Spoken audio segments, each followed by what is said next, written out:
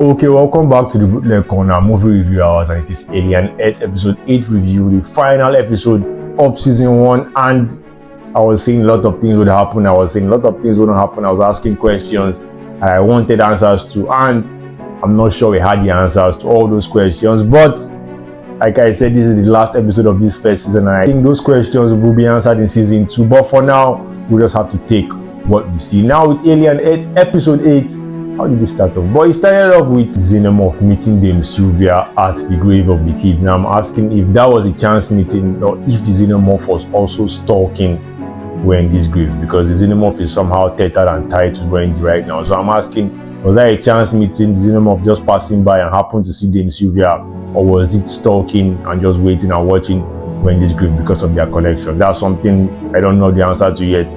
It's another question we will not be answering until the next season of the series. But we can see that the soldiers do not have anything for the Xenomorph. Their bullets can only hurt it, they cannot pierce it. Because I was thinking when they shot it, that was like, the blood of the Xenomorph is acid. I was thinking there would be an acid spray or something, and that would totally ruin Dame Sylvia's face and her body. But the thing only hurt it, and it just ran away. So the soldiers, they don't have bullets, or they don't have explosive rounds yet that can really pierce the Xenomorph's skin. They just have the ones that can hurt it and disturb it.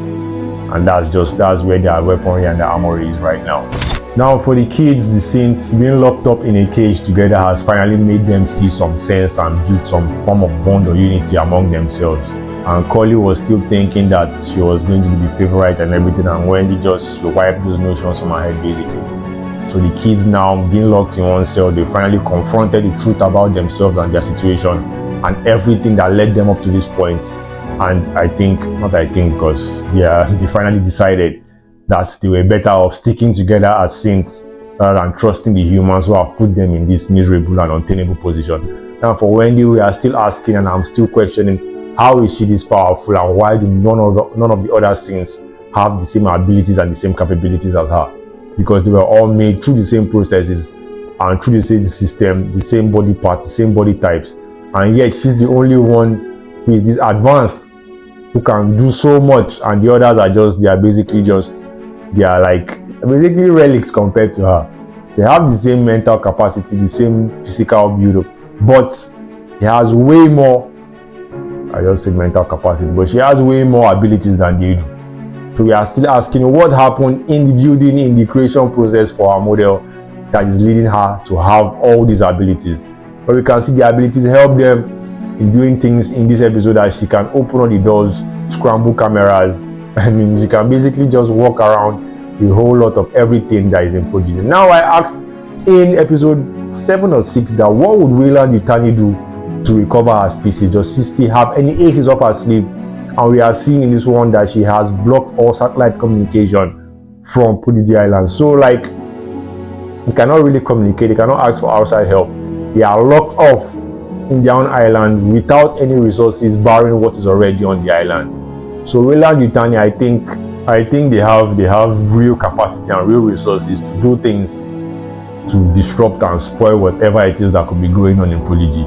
And I think probably they anticipated their mercenaries and their soldiers. Even if they got caught or did not get caught, at least they wanted some radio silence from Prodigy Island for the entirety of the mission. So I don't know if they know that their soldiers and their mercenaries have been compromised, but shutting down all communication from Prodigy Island is basically a private war between these guys now. And we are seeing that they are heading over to Prodigy Island. Was it at the ending of the ball? At some point in this episode, we saw that they were coming to Prodigy Island in full force and in massive numbers, and that's a showdown we'll have to see in season 2. And we finally got the showdown we wanted with Moro versus Kesh in the lab, and that was a heavy fight. That was a serious battle between these guys. A Northman and a full machine basically fighting for their companies. And we still don't know what the deal is with Kesh, but we know what the deal is with Moro, trying to regain everything that was taken from him as the chief security officer of the US Maginot that was crashed into the Prodigy territories. And when Moro had the better of him, he now fell into the trap that almost all villains and almost everyone falls into in most movies. When you are on your way towards winning, you start delivering monologues and speeches and forgetting your real objective is to kill your enemy. and Moro fell into that trap once again. And before he could even muster the time to do anything, all the other animals were escaping. He got distracted, and Moro found a way to put him down. Now I was asking at this point, was he dead? Because Moro was choking him out, and I was thinking, I think this guy had a knife in his hand. Why was he not using the knife to like pierce Moro or something? He gave up quite easily, basically. So maybe he was tired, and I mean they had been fighting, he had been taking a lot of hits and stuff. But I was thinking he went down too easily, probably. Not even probably, he went down way too easy in that shot. Now for Hermit, we asked in the last episode, who did Cavalier have as his intended victim for Theocelos? Because he said he wanted someone low level, with a low level of intelligence, so they could test out the capabilities of Theocelos. And somewhere in the back of my mind, I was thinking probably it could be Hermit, but I think I was saying in my head that he needed Hermit for Wendy's compliance and Wendy to be pliable and all that stuff. But it seems he reached an ultimatum with himself, because he decided that Hermit was no longer useful or a viable tool to use to control Wendy, and he was going to sacrifice Hermit up to Theocelos. Now Theocelos, crazy guy, I mean crazy guy, jumped out of the ship's eye and immediately went to work trying to get into Hermit's eye. And Hermit, not for once, but like, was it like the 4th or 5th time or 6th time he's escaping death in this series. And once again, he shows some level of inventiveness, some level of trickery to get into Theocelos' cage, to hide from it. And it was quite ironic, hiding in the animal's cage while the animal is outside. And Theocelos showed that he himself was not a dunce himself. He was smart too. Tried to open the door. When the door wouldn't open, he tried to get through the food vents. And I think Hermit was very, very lucky that Wendy just happened to come to him and look for him at that point, because I think Theocelos was eventually going to win that. And Theocelos is crazy strong. I was thinking that thing was just like he didn't need too much resistance from its intended victim.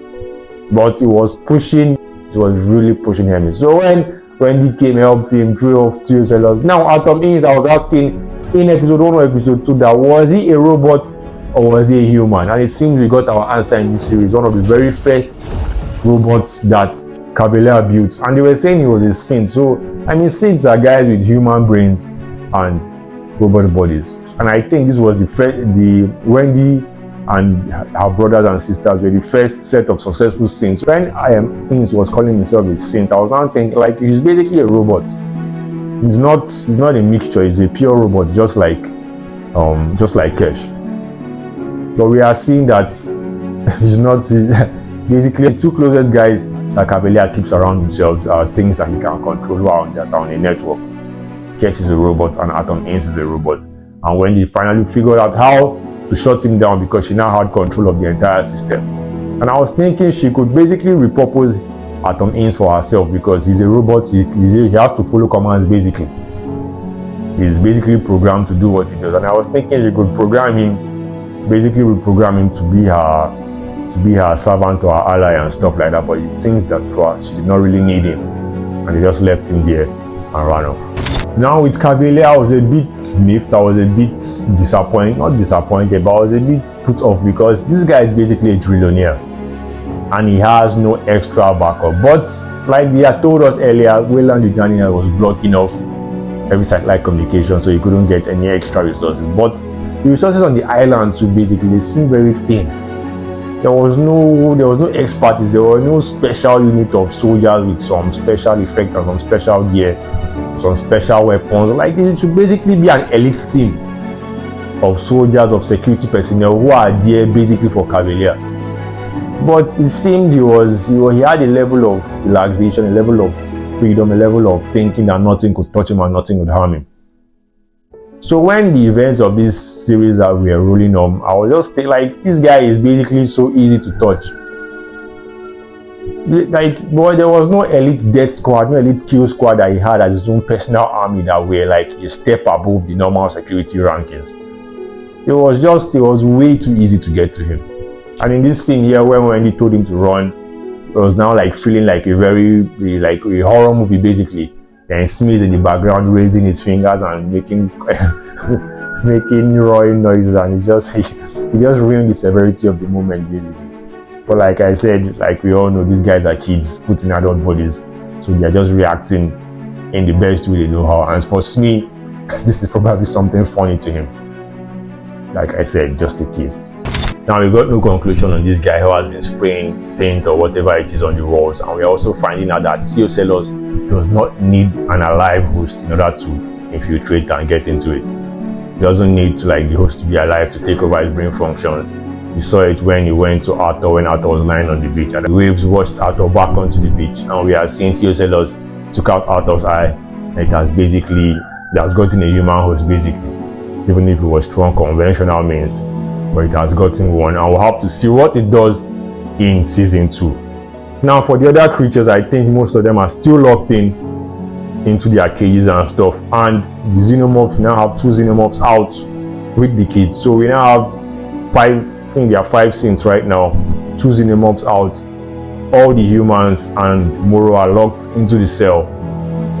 Kesh's back is broken, Cavalier was tied up in the cell, even Dame Sylvia is also in the cell, and we know that Wayland Yutani are bringing soldiers to Kodidi Island. So what is the plan here now? What are we going to do? Because what are they going to do? Sorry, basically I'm not part of this guy, because now there's only 7 guys out. They have 5 scenes, 2 xenomorphs. All the other xenomorph eggs are still basically in stasis or whatever it is. And the other monsters in the cages are not really allies with these guys. It's only the xenomorph that they have some level of understanding with. The creatures, those bugs that spew acid, I don't think they're on friendly terms with anything. Then we are now seeing this last monster that we do not know what it was up until this moment when he swallowed the soldier whole, and that's that's crazy, because everyone was busy asking what is the capability of this creature, and it was just the dormant for majority of this series.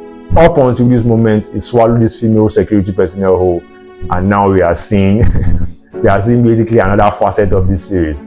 And this reminds me of that plant, that carnivorous plant that swallows, that eats insect and stuff. But that's by the way. But they don't really have any other allies apart from the xenomorphs that are out. And even if they wanted to get other xenomorph eggs out, I don't know how many eggs they brought back, but they only have 5 or 4 intended guys who they can even put xenomorph eggs in, because almost all the other soldiers are dead. And I don't think xenomorphs can gestate in dead bodies. So like it is basically 7 guys against an army of Wayland Yutani guys who are coming in from the outside, and the remaining 4 guys in the cell can do. As for Cavalier, a trillionaire locked up in a cell in his own island by creatures of his own making. I think that's what we call irony or something like that. And basically poetic justice, because he's been basically making this guy's life hell for the entirety of the series. But I was talking about complete chaos, if they will go in the direction of complete chaos, or if there will be a denouement, and it seems they've chosen the latter. And the chaos has been calmed down to some extent up until season 2, when I think there will be a clash between these guys, the monsters in the cages, and the outside forces coming in from Wayland Yutani. And this was a great series, a good series. And I think we reversed the trend of most alien movies, where the survival ratio was always 1 to 1.